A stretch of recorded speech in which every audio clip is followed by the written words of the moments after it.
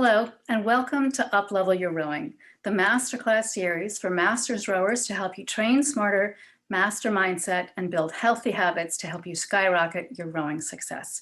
I'm your host, Chris Coughlin, lightweight sculler, coxswain, certified health coach, and the owner of scullinggear.com. This Masterclass series is designed for both recreational rowers and competitive racers. So whether you're new to the sport as an adult, you're coming back to rowing after a break, or you're a lifelong rower, there's something in this series for you. I hope you find these interviews to be fun, informative, and entertaining. So let's get started. My guest today is Peter Wells. And Peter created row tours to give rowers and fans of rowing more than just the ordinary experience of the 2K professional race on a dugout ditch in the middle of nowhere. He says, let's escape the ditch and go and play. As rowers, we have skills that we have learned to take on all the rivers, all the seas, lakes, locks, and water holes. Let's break free of the barriers and find our water, wherever it may be. Don't just say, it would be good to row there. Actually go and row it. The first place Peter wanted to row was Loch Ness, with its amazing scenery in the iconic loch, the rapid change in conditions, and what lay beneath. It just made him want to get on it. So if that's possible, why not get everyone on it and have a race? Why has no one done this before? And Monster the Loch was born. A particular favorite tour of his is the fjords and northern Norway, rowing under the northern lights, so he can pretend he's a Viking. Sport is nothing without the basis of play. So if you'd like to join him on a tour or a challenge, or if you have one that you'd like to do, simply let him know and he'll do everything he can to make it happen. So Peter's been rowing for 25 years, since the age of 13. He rowed through school, quickly won the national championship in his age group, then progressed to represent Great Britain at the junior level from the age of 15. In 2002, he won the under-23 World Championships in the single, and also won the diamonds at Henley Royal Regatta in 2002. He went on to represent Great Britain in the 2004 Olympics in the quad. He retired from rowing in 2005 due to illness, and then went on to coach at schools, universities, and clubs over the next 10 years, winning Henley with the best crews. He then moved to Hong Kong to be head coach of the yacht club. Here he found what he loved about the sport, travel, adventure, and friendship. He started coastal rowing in HK and taking kids on adventures to different islands in their sessions, and thought this was far more fun than elite rowing. And so he left that in Hong Kong and set up row tours to try and help people come and experience a new way of doing this sport. So welcome, Peter. It's great to have you on the series. Nice to be here. Let me explain just really briefly how I connected with Peter. When I was doing my research for the Master Series, I just Googled rowing tours, and a number of interesting businesses came up, and his hit me right off the top. He's got a quote from Wind in the Willows right on his homepage. So he had me there. And then the more I read about his attitude and his philosophy and his adventures, I just thought, this is a fantastic company, and I want to do all of your tours. So if you could just share your story, sort of, we know, you had a very solid background in rowing as a child growing up, and then how did you end up putting row tours together? Well, as you just said from my bio there, I just found that I was getting so bored doing the same thing. I'd done it from 13. Right. You know, I'd raced 2K, I'd raced and my focus was solely on doing this 2K race. And then when I started coaching, it was exactly the same. And in the UK, we have the Olympic lake is Dorney Lake. Yeah. And our races would just be primarily 1, 2, 3 Dorney Lake, then Henley. And it just got so boring that I was like, there must be something more out there. There must be something more. And so either I stopped it completely, stopped rowing, or I found something else. Fortunately, I got the job in Hong Kong, and everything's new and different there anyway, right, to start off with. But also we were trying to get more children rowing, and and there's also this option of doing coastal rowing, because there's a small island at the bottom of Hong Kong Island called Middle Island, and that's where the part of the yacht club is based, down there. And you can just row out of there and go anywhere you want. You can go across the city. If I was taking some masters out, they often wanted to go over to an island called Lantau and go for a beer and then row back. Oh, I like that. Completely different to what I've been doing back in England. Exactly. Yeah. Oh, I love that.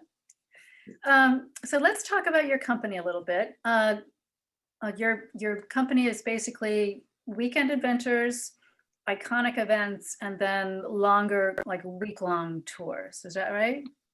Yeah. I pretty much do anything. Anything that you want to do, we can try and make happen, basically. I love the idea of the weekend adventures. That you start on a Friday, or you overlap till Monday, or is it just Saturday, Sunday? Yeah. So the ideal is you fly out on a Thursday night, and then we start rowing on the Friday, and then we get 3 days in, and then we can fly back on Sunday night. I love that. So it's one day off. Yeah, one little mini break or whatever. Okay. Yeah. So I know that obviously COVID has had an impact on your business. This has had an impact on all the touring companies. And I understand from what you're doing now is you're just focusing on trips in the UK. Is that accurate? Well, yes. At the moment, we have no other real option until everyone's had the vaccine, and then we can get back out there and play. Back where the action is. Okay. So today's topic is weekend breaks with a difference, amazing adventures and iconic events. So I know he's only focusing on the UK right now, but I want to provide you guys a little taste of some of the adventures and some of the trips that they had planned and potentially will be planning in the future. So you can get a sort of a sampler of the kind of adventures that he puts together for folks. So let's start with an overview. What is included in the trip? Is it meals and transportation, or is it more of a independent kind of a rowing thing? It's up to you, really. I don't want to stop anyone coming because the price is too much. Because we were going to stay at this hotel. I'd rather allow people some flexibility to camp that night, or whatever their budget is. We can try and work around it. So in general, we'll put everything together, and then it's much easier for everyone. And try and keep the price down as low as you possibly can to just get people to do something new. But if they can't afford it, then we'll try and work around that and put together something different. A camping excursion where or bring your own food, or camping food, or that kind of thing. Okay. But as I say, usually everyone wants everything done for them. The vacation, of course. So how many people would be involved in a weekend trip, for instance? How big is the group? Well, as many people as we can get on a trailer, really. We've got a whole lot of boats, so it doesn't really matter. But if say we're all going coastal rowing, we can get 3 quads, 3 doubles, and 3 singles on a coastal trailer, and then we can just take out 20 or 30 people out rowing. Nice. Oh, I love that. Yeah. And then you get to meet other people and have different experiences from where they've come from. Yeah, and different sized boats and different clubs. types of rowing. Yeah. Oh, yeah, that's a great way to do it. So, so unlike some rowing trips, which really don't allow for beginners, you actually have some trips that are designed for rank beginners. Nobody's ever been in a boat before. Can you talk about that a little bit? Yep, they're the really hard ones. Patience. So a lot of people in the UK, anyway, want to row down the Thames, let's say. Yep. And that's a challenge that they want to do, and they've never done a single stroke before. And you're like, okay. So you have to plan it. So they literally learn their first, hands, body slide coming out of Oxford, and then by the time they've had their first day, you pick it up so quickly because you're doing it all the time. Yeah. You know, unlike when I was coaching, you'd see one person and they wouldn't be focused until about halfway through their session, and then they learn a bit more, and then go and then start again. Whereas when the pressure's on and you know that you've got to finish at some point down the Thames, then you really work to what you probably psychologically work a lot harder to it, you know. Right. And so I from my past, I coached novices and juniors and little 13-year-olds, and that's for me that was the best bit, was seeing them go from nothing to I can row. Right. And I've won a medal, and that's even better. Right. Because then you see the progression and the love that they've got for it and it's probably come from yourself. You know, Yeah. No, I love that. them I like the idea that you can take a whole weekend and learn how to do this. And I would expect that you would have breaks built in, because I know when I was coaching novices, you get to a certain point and their brains and their body just are disconnected. Their brains want to keep going, but their body just stops. And that's when we know we have to take a break. Yeah. Go get a snack or call it for the day, because there's only so much your brain can do with all of this new information. And then your body also needs to be somewhat fit and prepared to row distance. And I'm sure you've seen it. You get to a certain point in the practice and it all goes to shit. I was like, okay, let's do some drills and get back to the boathouse. So yeah.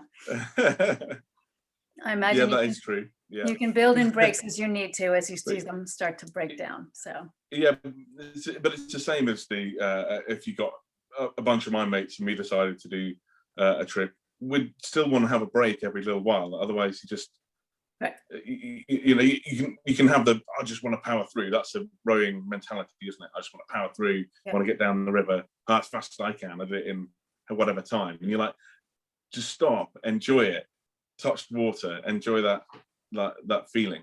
Right. You know, take some photos. Just take photos. Have a nice long lunch. I love that.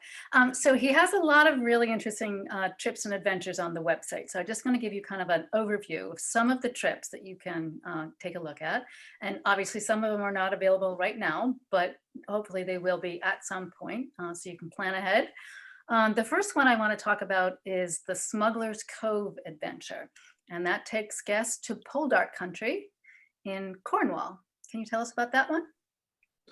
Yeah, so you start off in Foy, which was it was basically where the pirates used to get arrested and taken away. Nice. So you row out of there, and then out of the harbour, and it's you know, big high walls with guns on, basically, and you and then row out into the big sea. And then you're rocking and rolling on the sea around the south coast of Britain. Wow. I think the first night we finished in Mevagissey, which is a little shipping port, a really colourful little shipping town, I guess, a village. And we sat there, and it's you know, great food by the harbour. You can smell your fish and chips and all that kind of great. all that kind of thing. And then we continue round and you know, down to Lugger and the hotel there, and it's again it's just it's a very short rowing trip. It's more for your novices or people who want to experience more than just the rowing in the day, probably, right? Or to have a little bit of rowing, large bit of lunching, a little bit of rowing.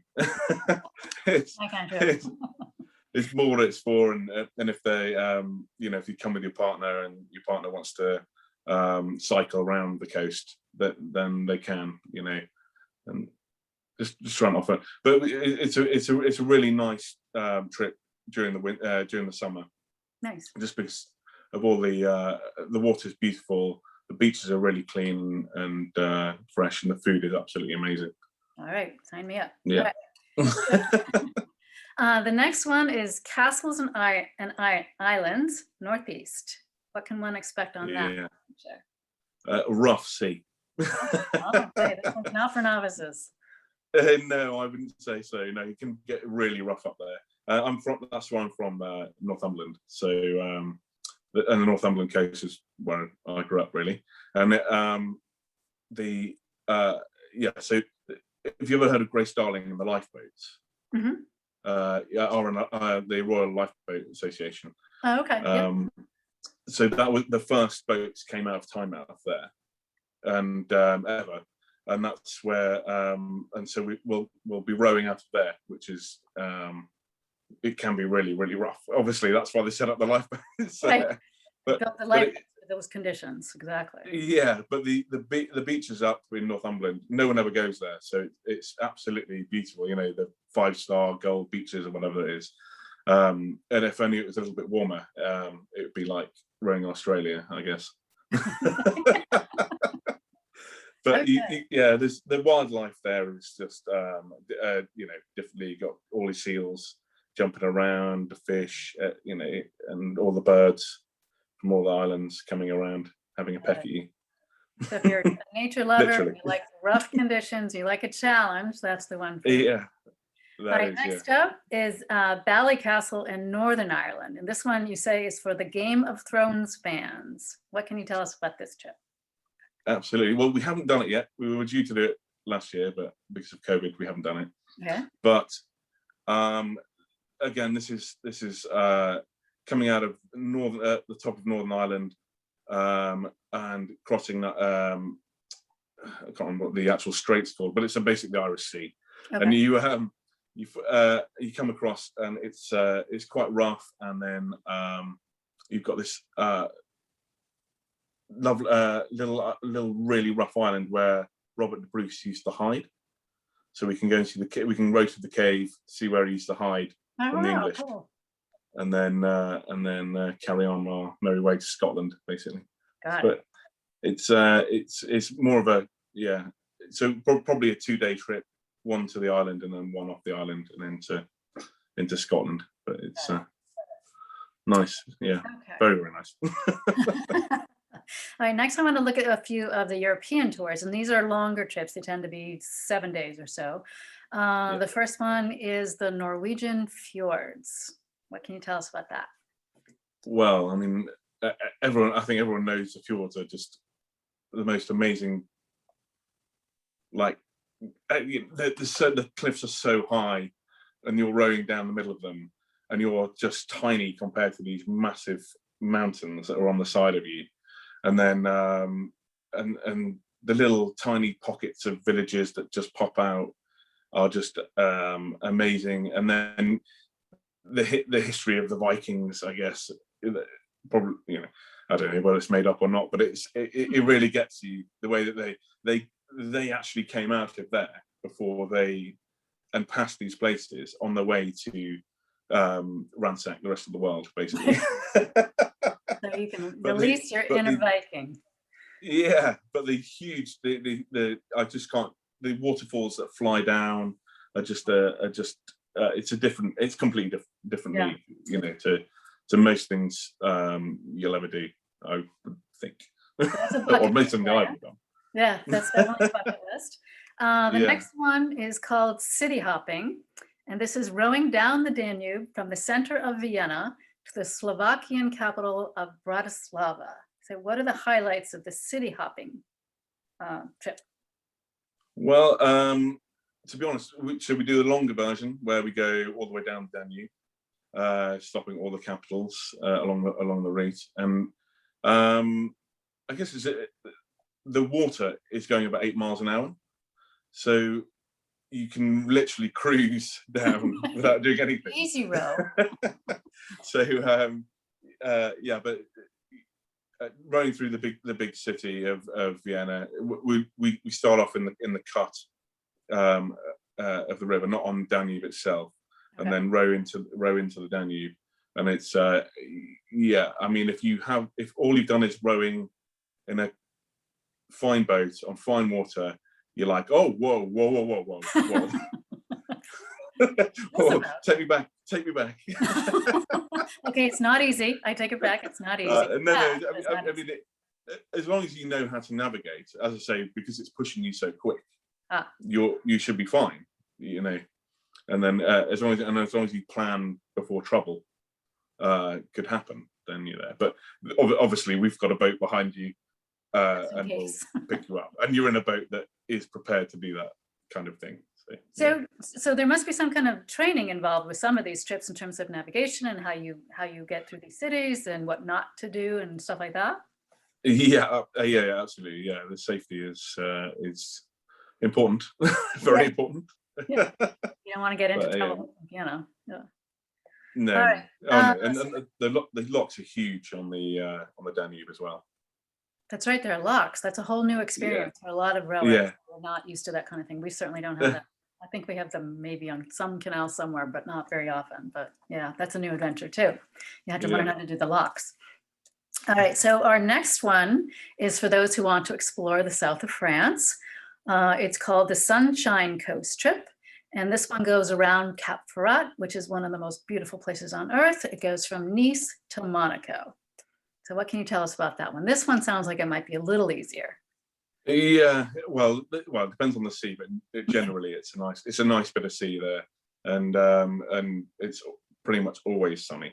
Yeah. So you can really enjoy your rowing.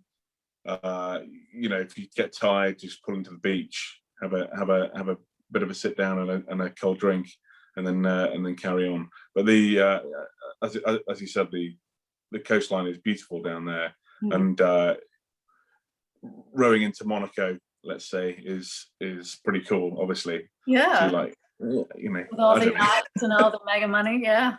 Exactly, yeah. So when you come into the Monaco Yacht Club, that's where you pull into.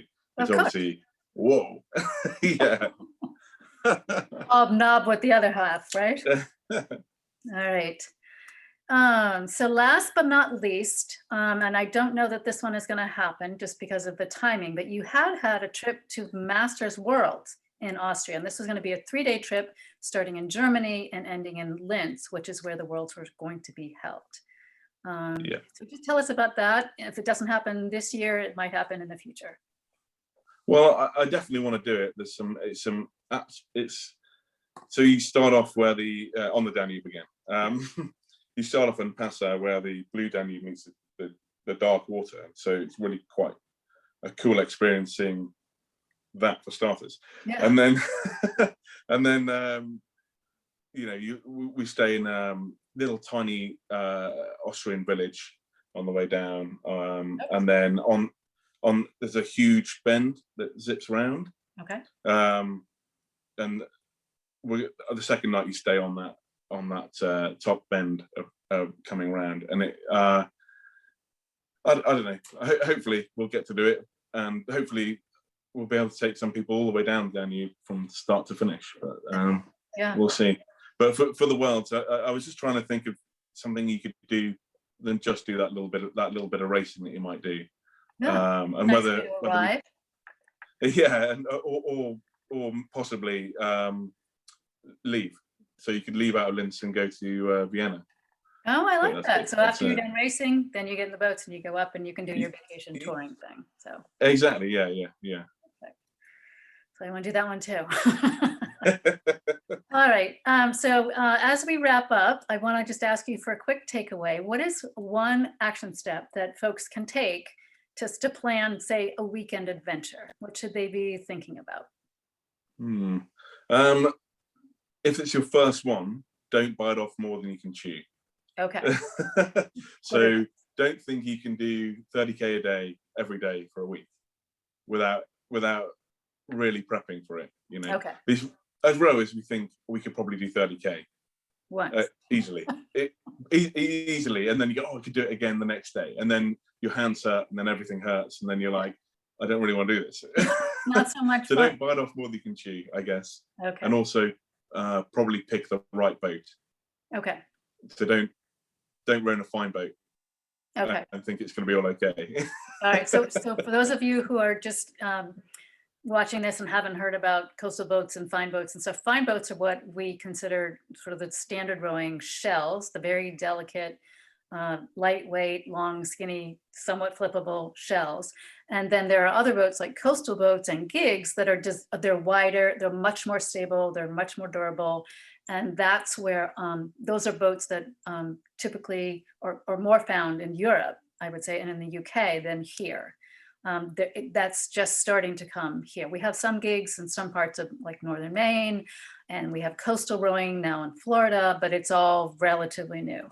So that's the difference between fine boats and these other boats. So you want to make sure you have the right boat for the right condition, but make sure you're trained before you go on one of these adventures, or at least you're trained appropriately for the trip you're going to take. So, okay, that's great. So Peter also has a nice free gift for us. The working title is 10 Things You Need to Do Before Your First Rowing Trip. And that'll go into a little bit more detail in terms of training, how to pack, how to prepare, what to bring, what not to bring, all those kind of details that if you've never been on a rowing trip, you might not really know what to pack and what to bring and how to prepare and how to, take care of your hands and all of that kind of stuff. So there will be a link underneath this video on the speaker page, on the email page, and in the Masterclass series workbook that I'm going to put together. Each speaker will have their own page with all of that information on there. So where can people learn more about your trips, Peter? Does that send them to your website, I think? Yeah, just come to the website and then contact me if you fancy doing something and you need help with the boats or help with anything you need. Okay, perfect. And so what's the best way to reach you? Through the website or email, Instagram? What's your preferred way? So the preferred way is just to email me, but obviously anything that comes through the Instagram or website will just come to me anyway. So. Okay, perfect. Good. Yeah. Any last words for our viewers on your trip?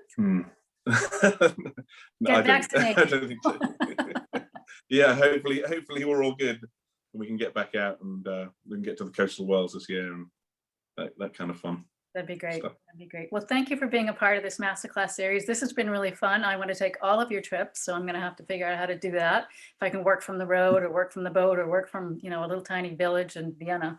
That's my goal. So thank you again for being a part of this. This has been really fun. And for the viewers out there, we still have lots more to come. So check your email, check the workbook and see what else is coming. Until then, have a great row and we'll talk to you next time. Bye-bye, everybody.